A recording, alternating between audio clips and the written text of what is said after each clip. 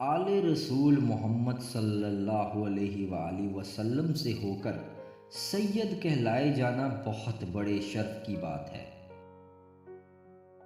جو سید اس حیثیت کو اپنے اعمال میں درستگی کی نیت سے سمجھتے ہیں، ان کو ہر قسم کے معاشرے میں، خواہ وہ مغربی ہو یا مشرقی، اپنے آپ کو دین کے اصولوں کے مطابق چلانا آ جاتا ہے۔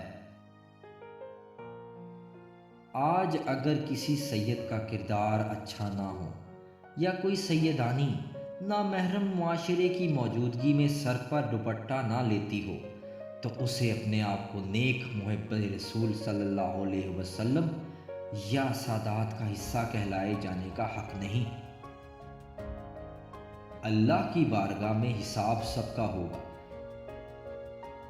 سادات باکردار اور باپردہ رہ کر ہی نجات حاصل کریں گے۔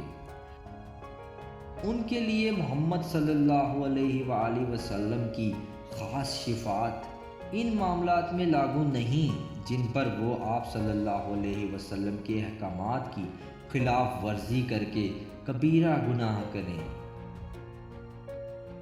یعنی اگر سنگین گناہ کے مرتکب ہوئے تو سید ہونے کا ذرا بھی فائدہ نہ اٹھا پائیں گے۔